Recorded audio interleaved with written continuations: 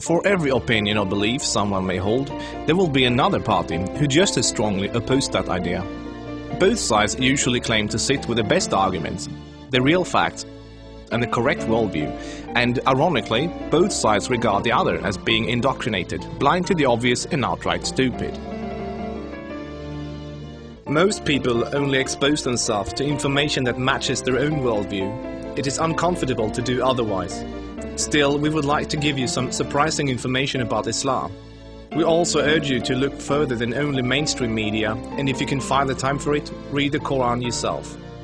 To get you started, we'd like to present you 3 things you probably did not know about Islam. 1. Islam has not been hijacked. That Islam has been hijacked is what non-Muslims naturally assume, because they assume all religions are the same. The reason non-Muslims are so easily confused is that most of us don't realize the difference between the Quran and every other religious book we are familiar with. The Christian Bible is a collection of writings from various authors, written sometimes hundreds of years apart, with parables, advice and dreams, all collected together into one book. Same with the Jewish Torah. Even those of us in the West, who are neither Christians nor Jews, are still familiar enough with these religions to know this much, and therefore we assume the same is true for the Quran. But the Quran is only one book written by one man in his own lifetime. It is meant to be taken literally, and it's not full of symbolism or vague analogies. It is mostly direct commands. Of course, the Quran contains contradictory statements, just like other religious books. But the Quran itself provides the reader with a way to know what to do with the contradictions. It's explained in the Quran that if you have 2 passages that contradict each other, the one written later supersedes the one written earlier.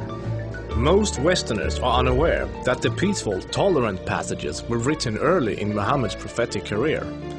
According to the Quran, those passages have been abrogated by later, more violent and less tolerant passages. So, when most Westerners hear jihadists quoting violent passages from the Quran, and then peaceful Muslims quoting peaceful passages, they interpret that the way they would if someone was quoting the Bible or the Torah. They think to themselves, oh, there must be many different and contradictory passages, like there are in other religious books, so Muslims can pick and choose what they like and justify whatever actions they want to take. But the Quran is nothing like that. There is no picking and choosing.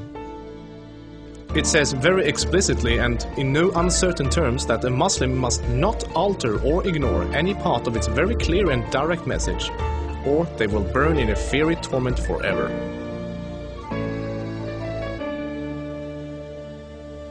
2. Striving to institute worldwide Sharia law is a religious duty. Many people don't realize how politically oriented Islam is at its core.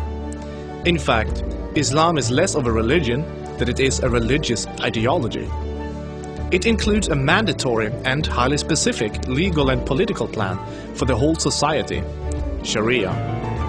There is no separation between the religious and the political in Islam. Rather, Islam and Sharia constitute a totalitarian means of ordering society at every level, including ritual worship, transactions and contracts, morals and manners, beliefs and punishments. In the Quran, Allah makes it clear that man-made governments, such as a democracy, and free speech, such as criticizing the Quran, are abominations and must be eliminated. The modern expression creeping Sharia is used to describe the slow, deliberate and methodical advance of Islamic law in non-Muslim countries. Official Sharia courts already operate in the UK, handling cases ranging from divorce and financial disputes to domestic violence. Attempts to introduce Sharia in the legal system in Germany, Sweden and other European countries are ongoing. While Sharia already has a foot in our door in the matter of minor disputes like inheritance and domestic violence, it should concern you that Sharia commands that drinkers and gamblers should be whipped, allows husbands to hit their wives, allows an injured plaintiff to exact legal revenge, literally an eye for an eye, commands that a thief must have a hand cut off, commands that homosexuals must be executed, orders unmarried fornicators to be whipped and adulterers to be stoned to death, orders death for both Muslim and non-Muslim critics of Muhammad, the Quran and even Sharia itself, orders apostates to be killed, commands offensive, aggressive and unjust jihad. As written in the Quran, Sharia is the law of Allah. Any other form of government is a sin. It is the duty of every Muslim to keep striving until all governments have been converted to Sharia law.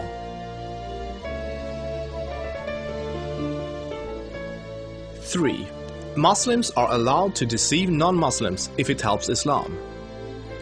For non-Muslims, this principle, called taqiyya, is another surprising concept of Islam. While most other religions speak highly of truthfulness, the Quran instructs Muslims to lie to non-Muslims about their beliefs and their political ambitions to protect and spread Islam.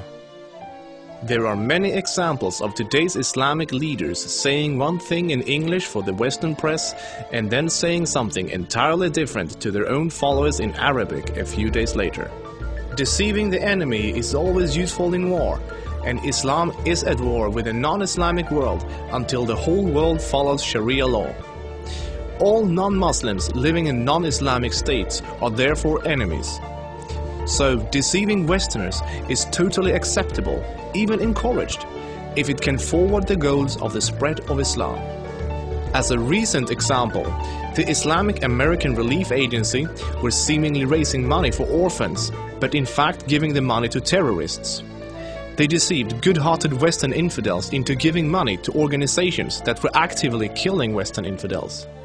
Do the research yourself, this is not an isolated case. Islam as a religion of peace. Muslim organizations worldwide often declare that Islam is a religion of peace. But what does that really mean? It seems easy for a Muslim to quote a peaceful verse from the early parts of the Quran, while, by following the principle of taqiyya, neglecting to mention the fact that it has been officially abrogated by later, more violent verses. According to the Quran, the world will be at peace only when Islam and Sharia reign in every country, and never until then. This is why every Muslim can truthfully say that Islam is a religion of peace. If any of these points took you by surprise, then there is surely much more you still don't know. This subject will affect you in the near future, so take the chance to inform yourself now before it does.